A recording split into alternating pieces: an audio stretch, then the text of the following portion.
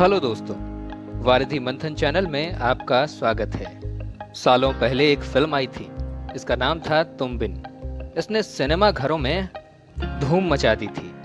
इस फिल्म से दो अभिनेता रातों रात स्टार बन गए थे, प्रियांशु चटर्जी और हिमांशु मलिक। लोगों को लगा कि हिंदी सिनेमा को दो सुपरस्टार मिलने वाले हैं, पर अचानक दोनों गायब हो गए। क्या आपको पता है कामयाबी के नशे में चूर इन दोनों अभिनेताओं ने किस तरह अपना करियर खुद ही बर्बाद कर लिया था? कैसे, ये हम आपको आज की कहानी में बताते हैं। दोस्तों, अभी हमारा चैनल वारिधि मंथन नया है और ऐसे में हमें आपकी सब्सक्रिप्शन की खास जरूरत है, तो प्लीज सब्सक्राइब जरूर करिएगा और साथ ही साथ बेल आइकन जरूर दबाइएगा ताकि हमारा हौसला बढ़े और हम आपके लिए ढेर सारी अनसुनी कहानियां लाते रहें। कहते हैं घमंड इंसान को बर्बाद कर देता है। ऐसा ही हुआ इन दो अभिनेताओं के साथ। आइए पहले बात करते हैं प्रियांशु चटर्जी की। प्रियांशु चटर्जी दिल्ली के रहने वाले हैं। 20 फरवरी 1973 के दिन एक बंगाली परिवार में इनका जन्म हुआ था। इनके घर का माहौल बड़ा ही धार्मिक था। बचपन से ही पिता इनको हनुमान चालीसा पढ़ाते और सुनाया करते थे और इनकी माँ भी इन्हें दुर्गा पूजा में ले जाना कभी नहीं भूलती थी। इनके पिता ने इनका एडमिशन कैम्ब्रिज फाउंडेशन स्कूल में करवाया। जैसे जैसे प्रियांशु बड़े होने लगे, इनके लंबे कद और सुंदर चेहरे को देखकर इनके दोस्त इन्हें सलाह देने लगे कि तुम मॉडलिंग क्यों नहीं करते। प्रियांशु ने उनकी बात मानी और ग्रेजुएशन के दौरान ही कई मॉडलिंग कंपनीज के चक्कर लगाने लगे। थोड़े ही प्रयास के बाद इन्हें मॉडलिंग के कई सारे ऑफर मिलने लगे और इसके बाद इन्होंने एक्टिंग करने की सोची। वो मुंबई चले आए और मॉडलिंग ने इनके लिए एक्टर बनने की जमीन तैयार कर दी। प्रियांशु ने थिएटर ज्वाइन कर लिया और अभिनय की बारीकियां सीखने लगे। थोड़े ही समय में इन्हें टीवी पर काम मिल गया। ये बात साल 2000 की है। उदित नारायण का एक एल्बम लॉन्च होने वाला था। प्रियांशु की किस्मत ने साथ दिया और उन्हें इस एल्बम में एक्टिंग करने का मौका मिल गया। इस एल्बम का नाम था जानम और यह एल्बम 9 मई 2000 को रिलीज हुआ। इस एल्बम का एक गाना दिल का आवारापन ये अजब सी लगन काफी ज्यादा मशहूर हो गया था। बस यहीं से उनकी किस्मत साथ दे गई। मशहूर डायरेक्टर अनुभव सिन्हा एक फिल्म बनाने जा रहे थे।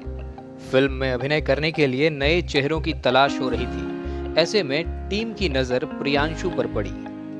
प्रियांशु को ऑडिशंस के लिए बुलाया गया। प्रियांशु ने ऑडिशन में इतनी बेहतरीन एक्टिंग की कि उन्हें इस फिल्म का हीरो बना दिया गया। ये फिल्म थी तुम बिन और ये आई 2001 में। इस फिल्म में संदली सिन्हा के बॉयफ्रेंड का कैरेक्टर प्रियांशु ने किया था। इस फिल्म ने कमाल कर दिया। साथ ही साथ इस फिल्म के गाने भी बहुत ही शानदार थे, चाहे वो छोटी छोटी रातें हों या कोई फरियाद या फिर तुम बिन जिया जाए कैसे और तुम्हारे सिवा कुछ ना चाहत करेंगे। इन सभी गीतों ने युवाओं के बीच धूम मचा दी थी। ये फिल्म उस साल की सबसे बड़ी हिट फिल्म बन गई थी। ये फिल्म सुपर हिट हो चुकी थी और प्रियांशु का अभिनय भी लाजवाब था। अनुभव सिन्हा ने तो उसी वक्त उन्हें अपनी एक और फिल्म का हीरो साइन कर लिया। इस फिल्म का नाम था आपको पहले भी कहीं देखा है। उनकी दीवानगी का आलम ये था कि अगर वो ऑटो से कहीं जा रहे होते और लड़कियां उनको देख लेती तो जबरदस्ती उनका रास्ता रोक लिया करती थी। सबको लगा कि बॉलीवुड को एक नया सुपरस्टार मिल गया है, मगर प्रियांशु को रातों रात मिली सफलता का नशा ले डूबा। हुआ ये कि तुम बिन से मिली पहचान को लेकर वो खुद को सुपरस्टार समझ बैठे। उनको लगा कि अब डायरेक्टर प्रोड्यूसर्स उनके घर के सामने लाइन लगा के उन्हें फिल्म के ऑफर्स देने आ जाएंगे। इसी घमंड में उन्होंने अब फिल्म मेकर्स के पास जाना ही बंद कर दिया। तुम बिन का स्टारडम था, इसलिए उन्हें 4 फिल्में मिल चुकी थीं। आपको पहले भी कहीं देखा है, दिल का रिश्ता, पिंजर और वो, मगर ये सारी फिल्में फ्लॉप हो गईं। इसके बाद 2 फिल्में और आईं, जूली और मदहोशी। ये भी बॉक्स ऑफिस पर कमाल नहीं दिखा पाईं। वो जितनी तेजी से ऊपर आए थे उतनी ही तेजी से वो डूबने लगे। तुम बिन वाला स्टारडम अब खत्म हो चुका था, लेकिन वो फिर भी खुद को स्टार समझते रहे।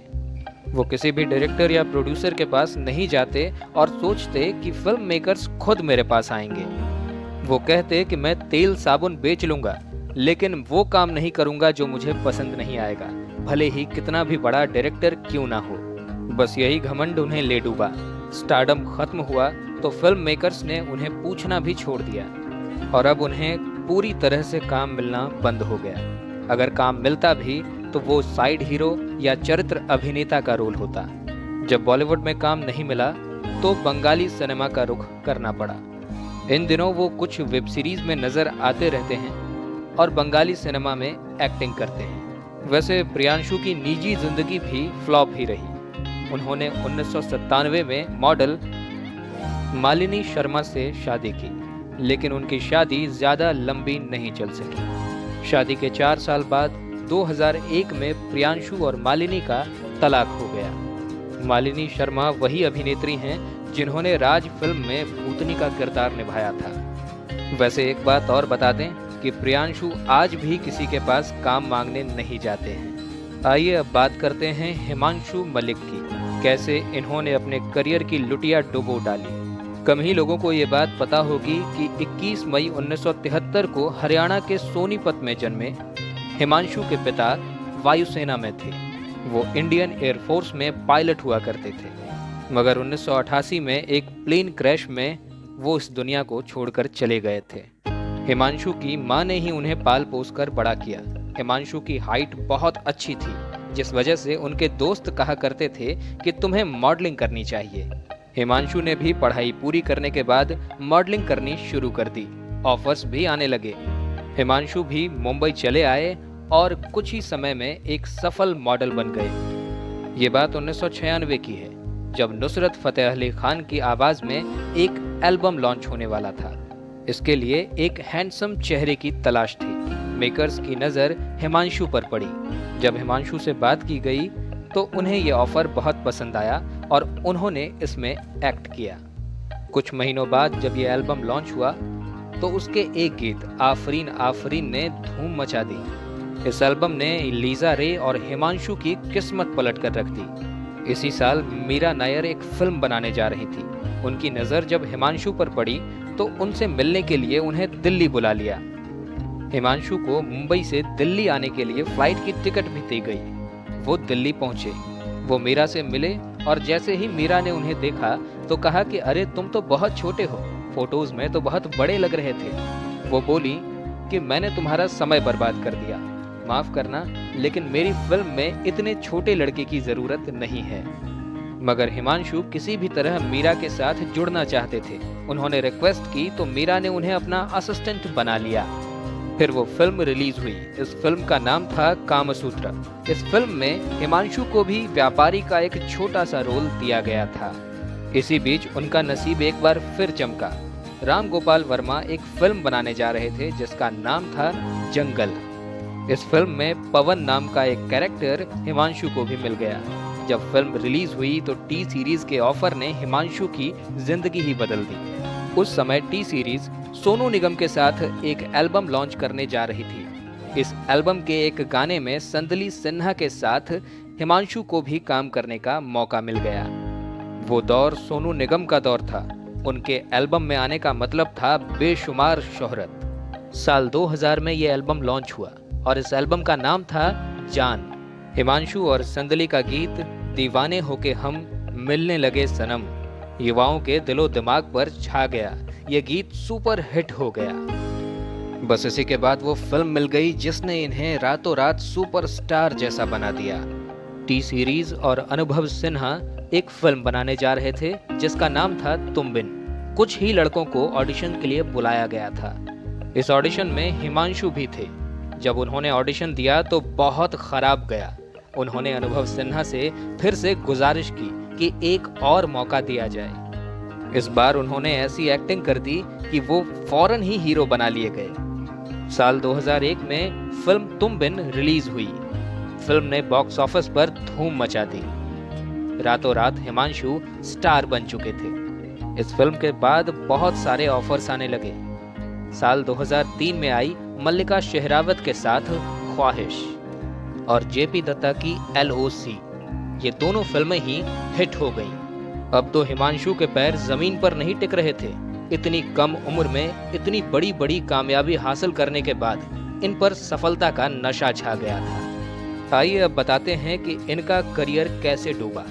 असल में हिमांशु ने भी खुद को सुपरस्टार समझने की गलती कर दी थी। इनको कई बड़ी फिल्में ऑफर हुई थी, लेकिन सफलता के घमंड में इन्होंने अच्छे अच्छे ऑफर्स को ठुकराना शुरू कर दिया। कई बार तो इतनी ज्यादा फीस ही मांगने लगे कि फिल्म मेकर्स ने खुद ही इनको लेने से इनकार कर दिया। हिमांशु की ठुकराई कई ऐसी फिल्में हैं जिन्हें दूसरे अभिनेता करके स्टार बन गए। जरूरत से ज्यादा फीस मांगना, अच्छे ऑफर्स को ठुकरा देना और ज्यादा सयानापन ही इनके करियर को बर्बाद कर गया।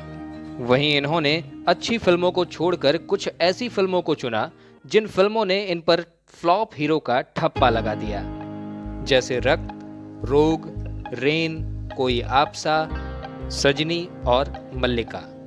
स्टारडम खत्म हुआ तो फिल्म मेकर्स ने पूछना बंद कर दिया। जब स्टारडम पूरी तरह से खत्म हो गया तो इन्होंने फिल्म मेकर बनने की सोची, मगर यहाँ भी ये फ्लॉप ही साबित हुए। इन्होंने चित्रकूट फिल्म का डायरेक्शन किया, लेकिन ये फिल्म भी सुपर फ्लॉप रही। किस्मत के दरवाजे बार बार नहीं खुलते।